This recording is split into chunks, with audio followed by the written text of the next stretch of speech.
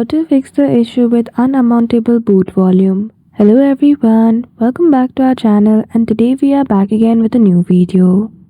So without any delay, let's get into it. For that, firstly you need to go to Start menu and search for Windows Setup. After that, this prompt will appear on your screen. At the bottom left corner, simply click on Repair Your Computer and follow the instructions. Now the next method to fix your Unamountable boot volume is to open Command Prompt and simply run this command at the top.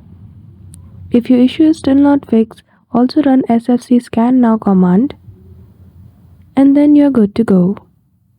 So that's it. That is how easily you can fix your issue with Unamountable boot volume. So I hope you found this video helpful. If you did, don't forget to give it a thumbs up and subscribe to our channel for such tutorial. Thank you for watching till the end.